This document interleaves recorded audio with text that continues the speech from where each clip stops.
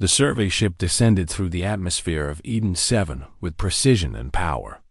Captain Marcus Howells watched the green and blue landscape spread below him as the ship made its final approach. He was a soldier first, a leader second, and a thinker only when necessary. His job was straightforward. Land the expedition. Map the resources. Determine if this planet was worth the cost of colonization. Everything else was just details. The landing site was chosen for its flatness and proximity to the forest.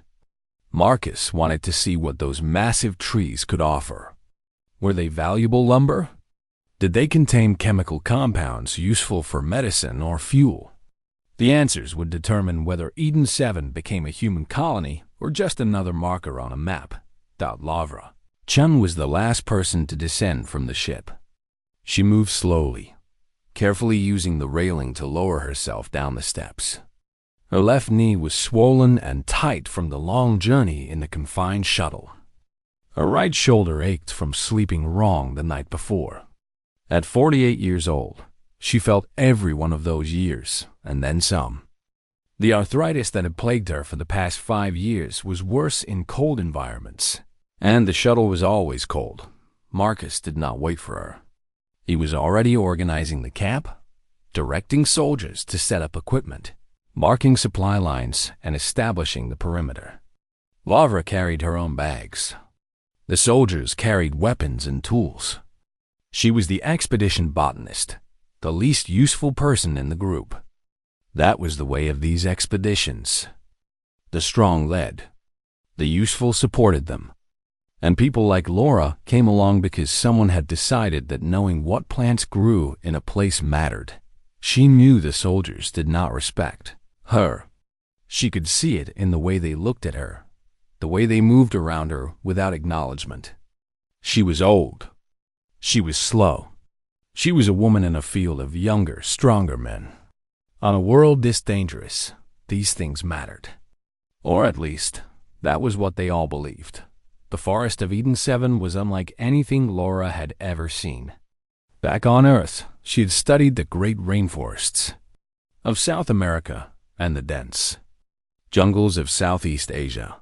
She had walked through old-growth forests in the Pacific Northwest and studied the ancient groves of Northern California. But this was different. The trees were massive, some of them 300 feet tall or more. Their bark had a quality she could not quite describe, almost crystalline, catching the light of the alien sun in strange ways. The canopy was so thick and layered that even from 50 feet away, the forest interior seemed dark as twilight. The expedition would stay for 3 weeks. That was the plan. 3 weeks to sample, measure, analyze, and report. Then they would leave, taking their data with them. The planet would become a line on a document, a resource to exploit or an inconvenience to avoid. Laura began her work alone, moving slowly through the forest near the camp. She did not try to keep up with the soldiers and younger scientists. Instead, she moved at her own pace, stopping often, resting her knees, breathing carefully to manage the constant low-level pain in her chest. Her doctor on Earth had warned her that these kinds of expeditions were dangerous for her. Her heart was not as strong as it should be. The stress of new worlds and unfamiliar environments could trigger problems, but she had come anyway. Because even at 48, even with a failing body, she still wanted to know. She still wanted to understand how life organized itself on strange worlds. She still wanted to touch the bark of an alien tree and feel the history in it. What Laura discovered in those first 2 weeks was that Eden 7's forest was not just a collection of plants. It was an integrated system, a living network. The trees communicated through root systems that intertwined beneath the soil. The vines that hung from the canopy were not parasites but partners, organisms that benefited the larger system.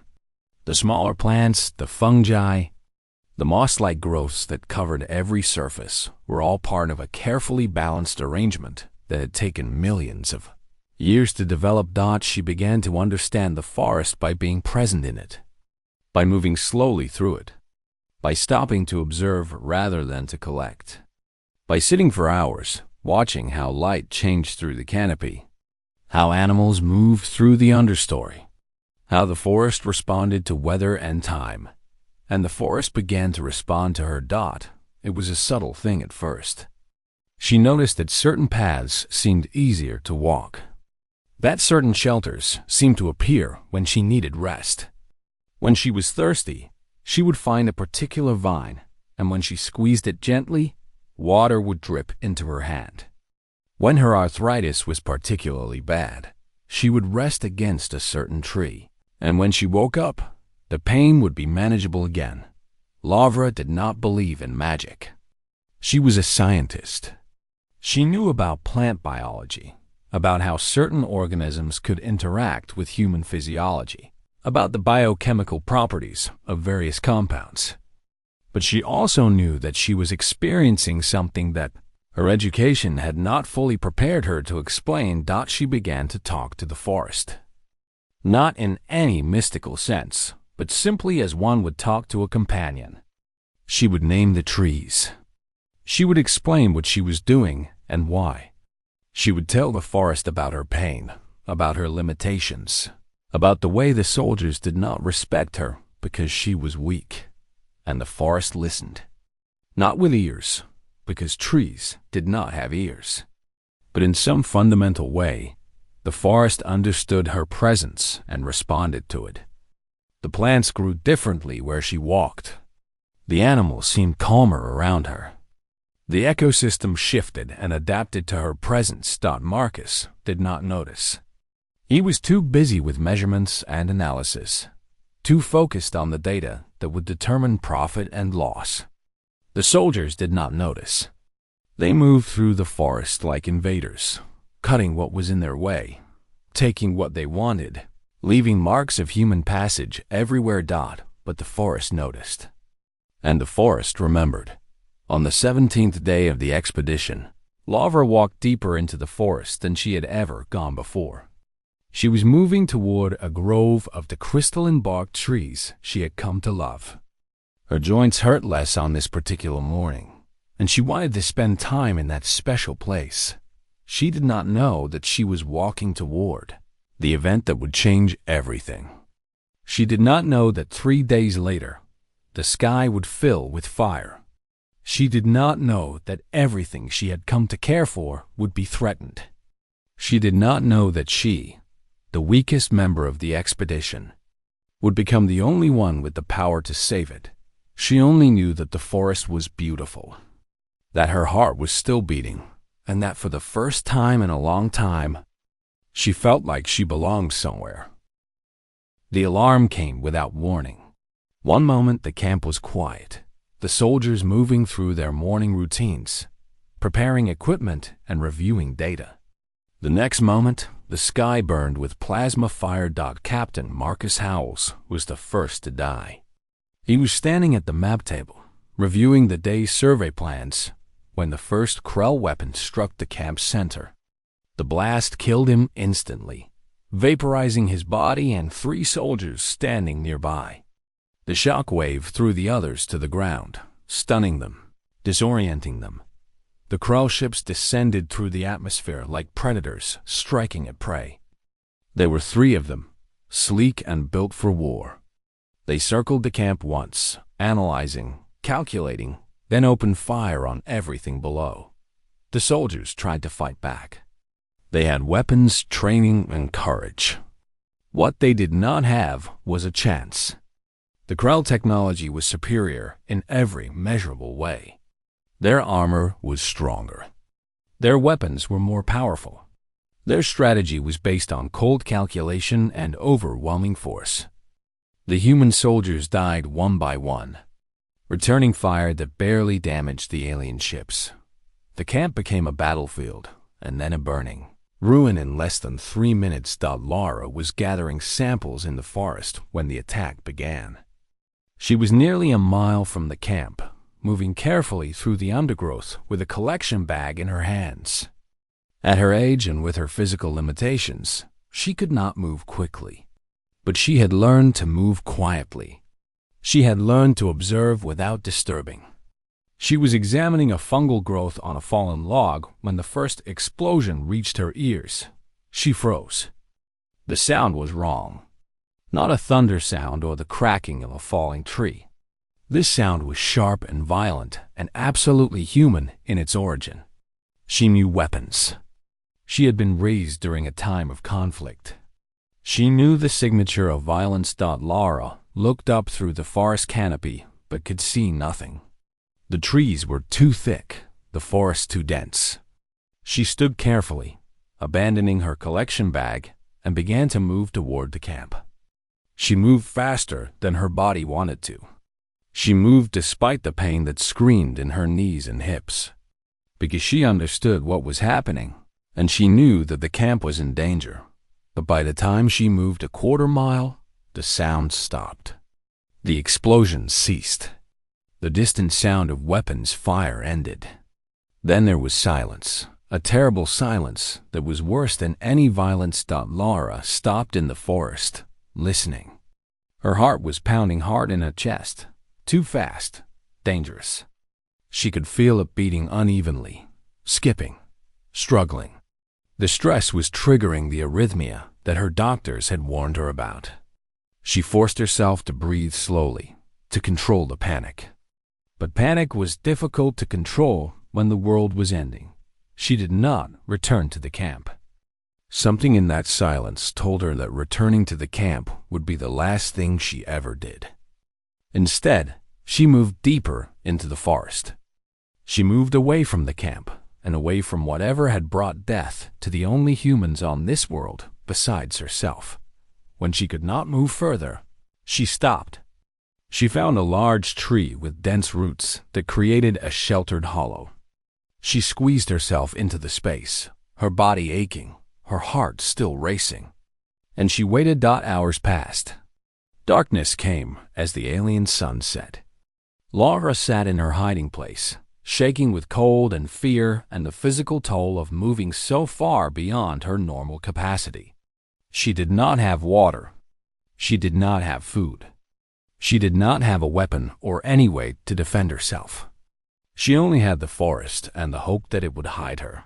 Sometime in the darkness, fever came. Her body was too stressed, her heart too damaged by the exertion. She began to hallucinate, seeing things that were not there, hearing voices that did not exist. She tried to leave her hiding place, tried to find water, and collapsed only 20 feet away. A vine caught her as she fell. Not metaphorically. An actual vine extended itself, supported her weight, lowered her gently to the ground.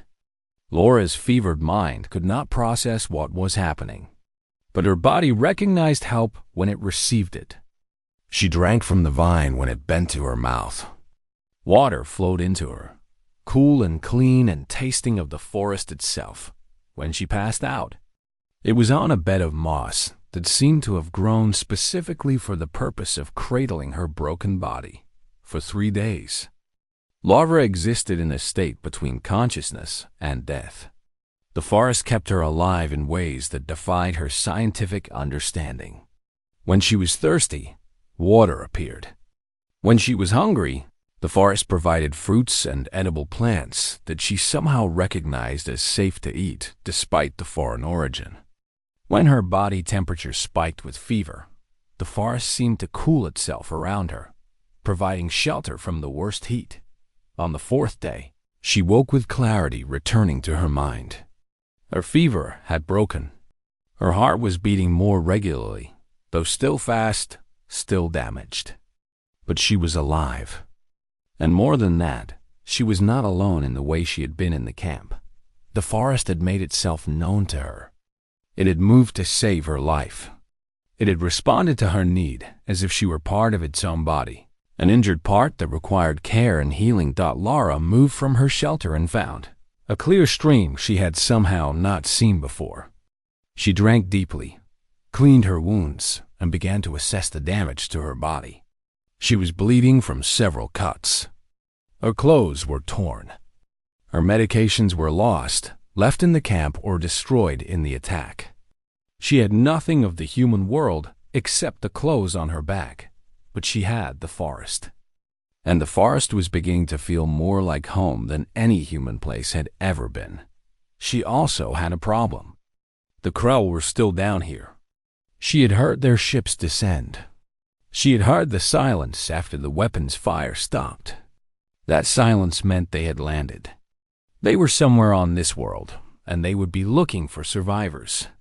They would be looking for her. Lara began to move deeper into the forest, toward the massive crystalline trees that she loved. As she walked, she began to notice something unusual. The forest was changing. Trees that had always stood in one configuration now seemed to block certain paths.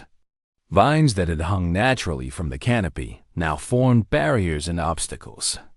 The plants were moving, growing, responding in real time to some signal that Lara could not hear but could clearly see. The forest was preparing for war, and it was preparing to fight beside her.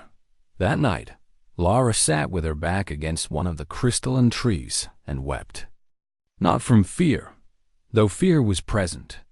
Not from pain, though pain was constant, but from the strange and wonderful knowledge that she was not alone. That something on this world had chosen to stand with her. That her weakness was somehow a strength. The forest would teach her what it meant to be strong in ways that had nothing to do with weapons or violence, or the kind of power that the Krull understood. Commander Prime 7 stood in the ruins of the human camp and felt something close to satisfaction. The operation had been successful. The human military force was destroyed. The camp was burning. There were no threats to the Krull expansion on this world. What remained was simply to locate and eliminate any surviving humans. The woman would be no problem. According to the scans, she was wounded, weak, and alone in a forest. The drones would find her within hours. The commander did not understand forests. On the Krell homeworld, the environment was controlled, managed, and safe. On most worlds they conquered. They established orbital bombardment platforms and flattened any environment that might harbor resistance. But this world was supposed to be valuable. The atmospheric quality was good. The gravity was compatible with Krell physiology. The plant life showed signs of complex chemistry that could be useful for fuel and medicines. Destroying the ecosystem with orbital fire would be wasteful. So the commander would use soldiers, ground troops to sweep the forest and eliminate any human survivors. It seemed practical. It seemed efficient. It was, in fact, a fundamental misunderstanding of what it meant to be an invader on a world that was not empty but alive. The first Krell patrol entered the forest on the afternoon of the same day the camp fell. There were 8 soldiers, equipped with the best weapons and armor Krell technology could provide. Their commander, a mid-level officer named Vex, was confident and experienced. He had swept hostile environments before. A forest was just an obstacle, and obstacles could be overcome through force and discipline. The forest disagreed. At first, nothing seemed particularly wrong. The trees were dense, the undergrowth was thick, but the Krell cut through it with energy weapons. They left a clear path of destruction as they moved deeper into the wood. But then the paths began to change. Routes that should have led in straight lines began to curve back on themselves. The Krell would walk for hours and find themselves back at their starting point despite their navigation systems, insisting they moved in the correct direction. Then the obstacles began to emerge. Not placed obstacles, but growing obstacles. Thorns that had not existed before suddenly erupted from vines that crossed the path. Roots that seemed dormant suddenly twisted upward, creating barriers that had to be cut through. The undergrowth grew thicker as they moved, not gradually, but in distinct waves, as if the forest was pushing back against their presence. Vex reported the anomalies to Commander Prime 7. The commander assured him it was natural variation in the forest growth, nothing significant. But Vex was not convinced. He was experiencing something that made his instincts scream danger, even though his instruments showed no enemy presence. The Krell could see and measure threats. But what if a threat was not designed to be seen or measured? By evening, 2 Krell soldiers had been lost. One had fallen into a ravine that the scanners insisted did not exist until he fell into it. The other had become separated from the group and was never found. Vex reported this. Commander Prime 7 ordered the patrol to establish a defensive position and wait for dawn. Aerial drones would continue searching for the woman. The drones searched all night. They found nothing. The thermal imaging showed movement in the forest, heat signatures from various locations. But every time the drones approached a heat signature, it moved. The pattern was too deliberate, too coordinated to be random wildlife movement. Something was directing the forest activity. Something was coordinating a defense, but the commander still did not see it. He did not see that the woman was the focus point of a planet-wide response. He did not see that the forest itself was networked in ways human science only partially understood. He did not see that plants can communicate through chemical signals in the air and through underground fungal networks. He did not see that a forest in distress can respond in coordinated ways that appear to be intelligence, but are actually something far stranger. Shared survival instinct. Lavra, deep within the crystalline grove, was not consciously commanding anything. She was simply existing, simply breathing, simply staying alive. But her presence was like a wound in the normal operation of the forest. The trees around her were damaged by the invasion, threatened by the weapons and the fires. And the one creature in the forest that knew what the threat was, who could articulate the danger, was Lavra.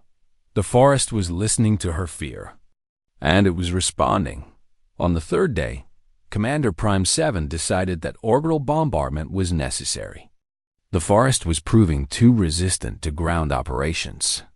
He would burn it out, kill whatever the woman was protecting or hiding in, and clear the land for proper colonization. The decision was logical and sound by Krell military doctrine.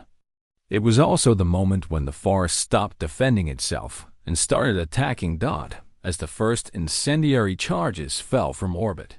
Something changed in the forest. The plants that had been passive in their response became active in their assault. Vines moved like whips. Roots rose from the ground like tentacles. And worse, the plants began to release their defensive compounds into the air. The Krell soldiers began to fail. Their armor, designed for conventional weapons and standard environments, was not designed to withstand the complex chemical attacks that the forest could produce. Plants released compounds that degraded their suit seals. The ground itself began to release spores that clogged their breathing filters. The heat from the fires mixed with the forest's own volatile compounds and created explosions that pushed the Krell back toward the ravines and cliffs they had not even known existed. 5 more Krell soldiers died on the 3rd day. The patrol was reduced to 2 terrified troops and 1 officer, who was beginning to realize that something was fundamentally wrong about this world. Vex sent a message to Commander Prime 7. The forest is not passive. The forest is not empty. The forest is not an environment. The forest is a weapon. The commander did not respond for 10 minutes. When he did, his orders were to fall back and regroup. But falling back was harder than it seemed when a forest was actively trying to prevent your escape. The 2 remaining soldiers and Officer Vex spent the night running through burning forest, guided by heat and pain away from the grove where Alara sat, untouched by the flames, protected by the trees that had learned to love her Dot by morning. The forest was burning from the orbital strike. Entire groves were turning to ash. Species that had taken millions of years to evolve were dying in hours. And Laura was crying, grieving, feeling the death of the world she had come to love, but the forest was not dead. It was transforming. And its transformation would be the last thing the Krell ever expected to face. Captain James Valence received the distress signal while his ship was still 3 days away from Eden 7. The signal was weak, partially degraded, but the message was clear. The survey expedition was under attack. All personnel were presumed dead. The Krell invasion force was establishing orbital dominance. Anyone within range should stay away from Eden 7 until further notice. James Valence read the message twice and then made a decision that would be analyzed by military strategists for centuries to come. He would not stay away. He would engage. The Isis Defender was not a warship. It was an escort and courier vessel, fast but lightly armed. The Krell orbital platform was 5 times larger and equipped with weapons designed to destroy capital ships, not little courier vessels. By any logical assessment, James Valence was ordering his crew to commit suicide, but James Valence had personal reasons for his decision. Larva Chun was on that planet. She was his friend. They had known each other for 20 years, worked together on 3 different planetary surveys, shared meals and conversations, and the kind of trust that comes from facing dangerous situations together.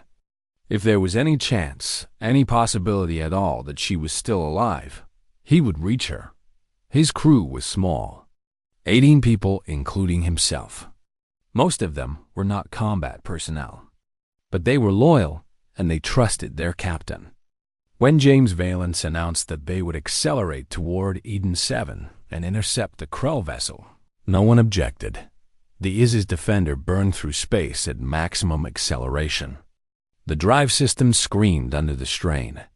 The hull temperature rose to dangerous levels. And slowly, yard by yard, the small human ship closed the distance to the Krell. Orbital platform Dot. The Krell detected the approaching ship and considered it a minor inconvenience. They would destroy it in minutes. The commander issued orders for weapons targeting and prepared to eliminate what was clearly a human. Attempt to reinforce the ground operation. The Isis Defender fired first.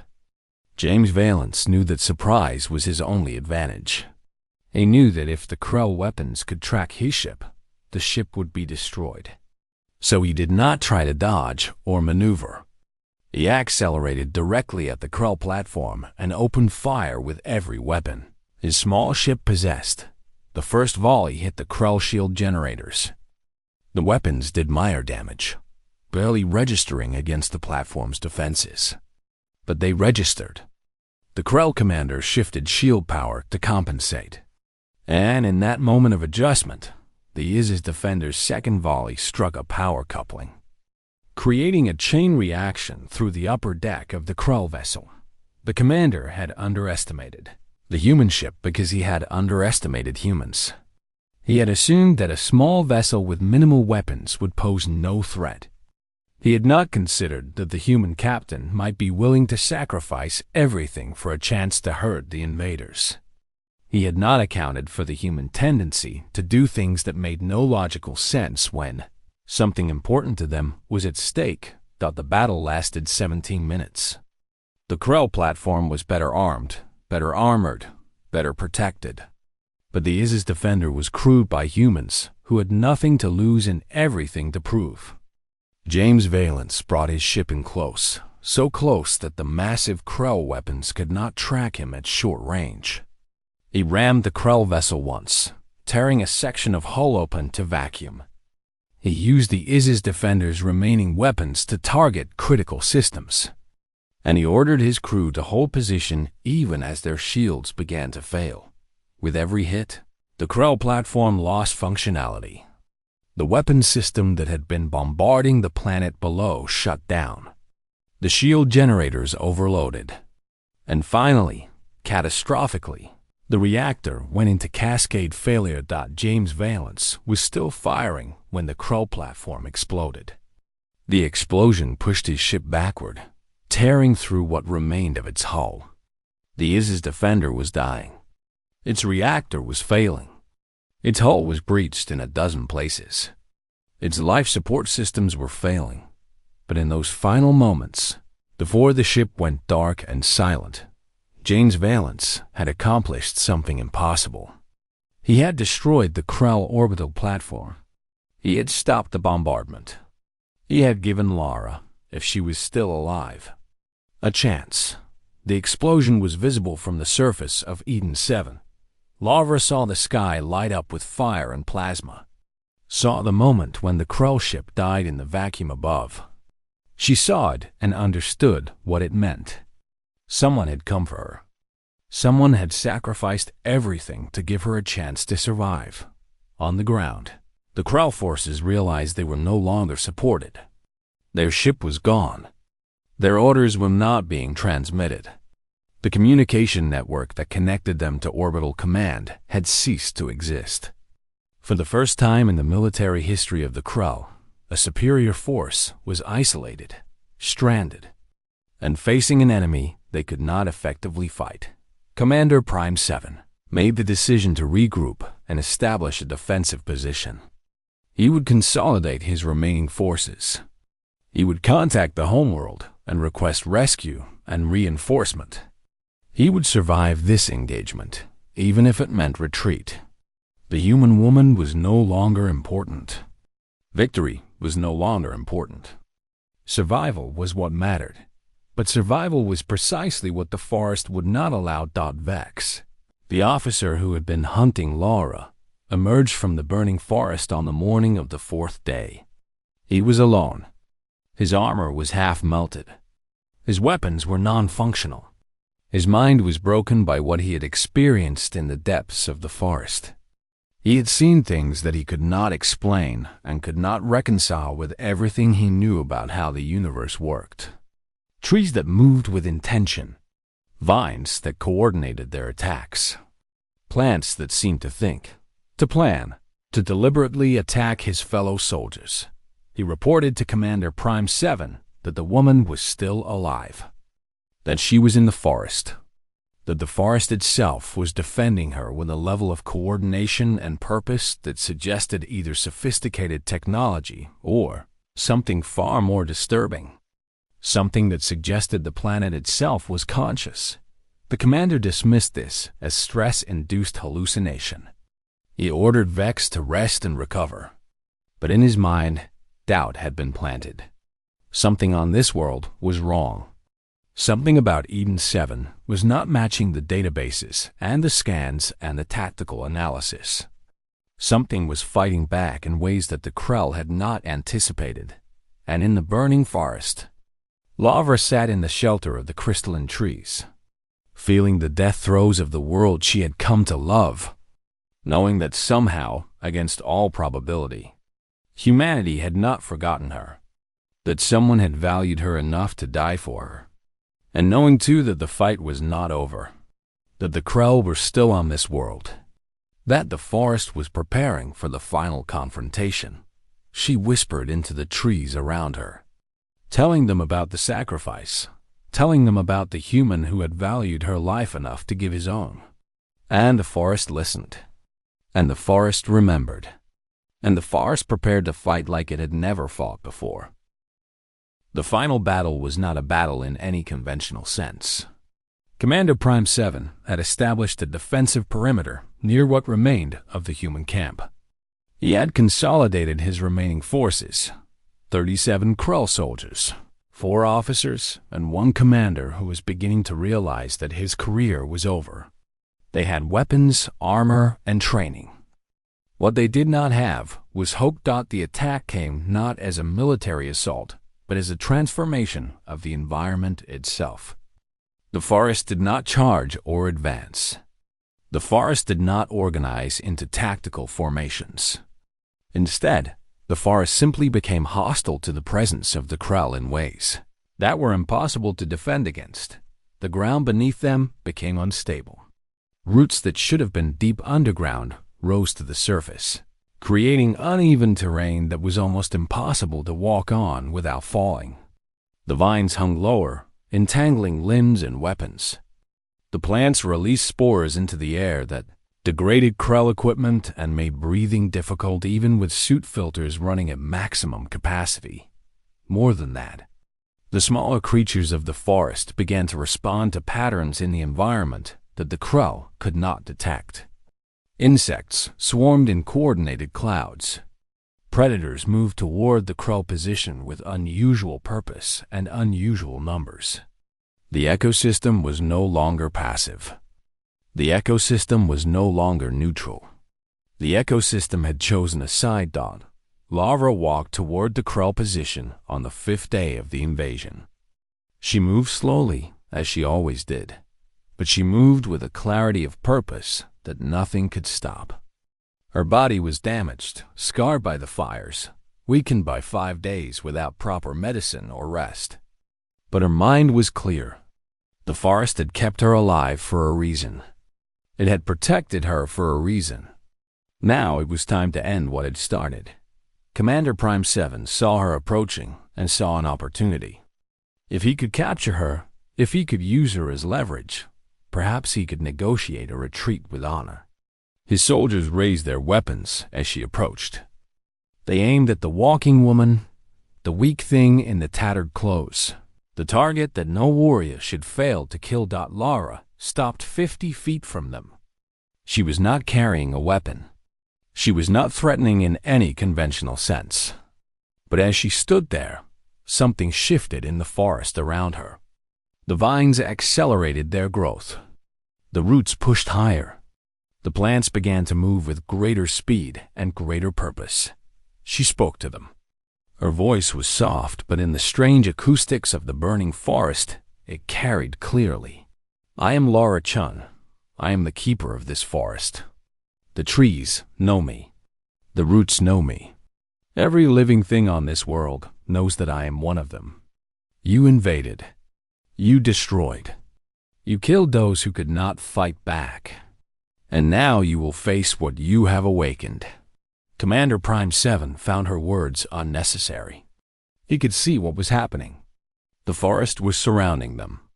Not gradually, but visibly, moment by moment. Thorns that had not existed seconds before suddenly erupted from every plant. Vines accelerated their growth, becoming thick as cables. The ground itself seemed to move, as if the entire forest floor was becoming fluid, becoming hostile, becoming impossible to stand on. The Krell attempted to fight back. They used weapons, burned the attacking vegetation, killed the swarming animals. But there was always more. For every vine they cut, 2 grew back. For every path they cleared, new obstacles emerged. The forest was not fighting tactically. The forest was fighting with endless persistence. The forest was fighting as if it had infinite patience and infinite resources, because in a real sense, it did. The Krell were invaders in a hostile environment. The forest was the environment. And the environment always won in the end. By the end of the 6th day, the Krell had lost 15 soldiers. By the end of the 7th day, they had lost 25. The remaining Krell soldiers were exhausted, wounded, and beginning to experience the early stages of psychological breakdown. They had been trained to fight enemies they could see and measure. They had not been trained to fight planets. Commander Prime 7 made one final decision. He called for the surrender of his remaining forces. Not surrender to any human authority, but withdrawal.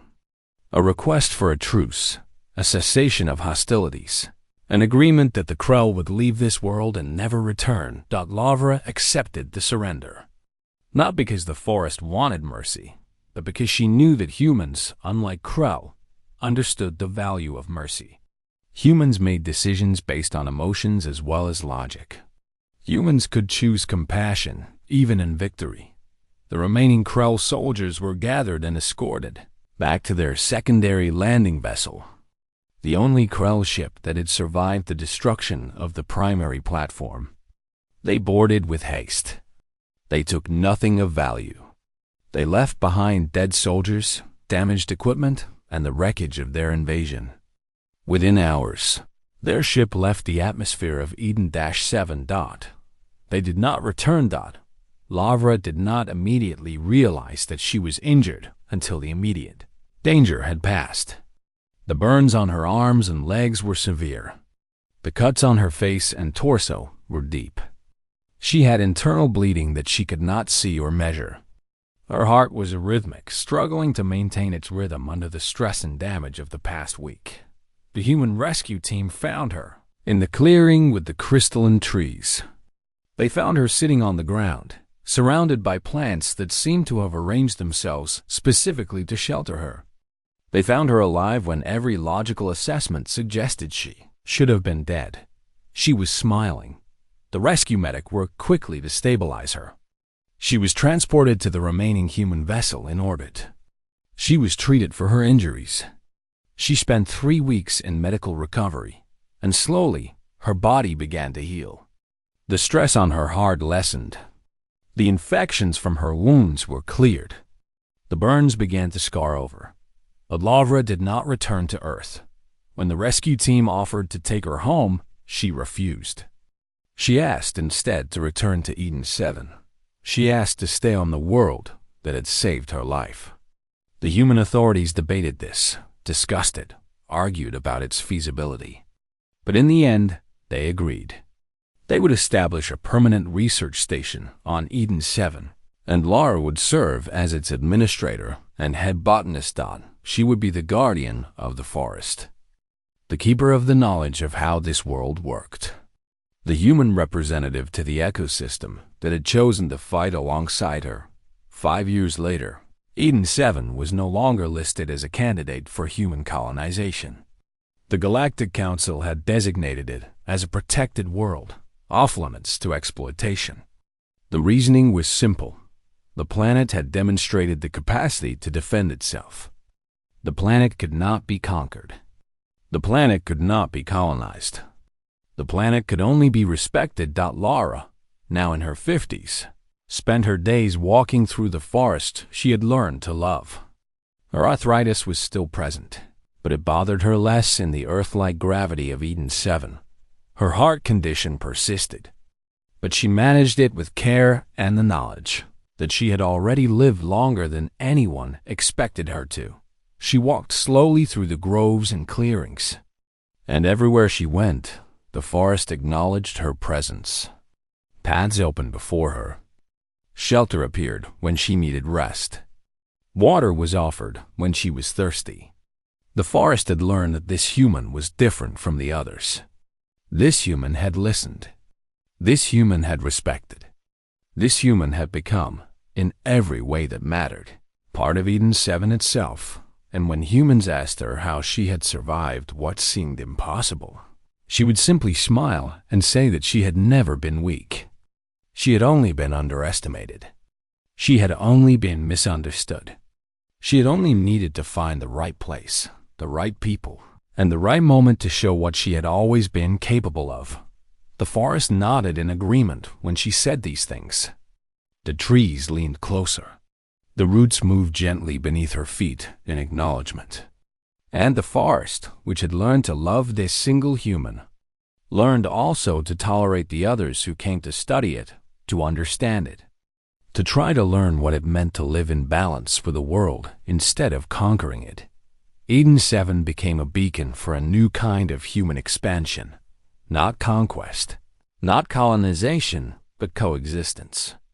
And at the heart of that transformation stood a woman who had been labeled weak, who had been dismissed as vulnerable, and who had become the strongest guardian any planet could ask for.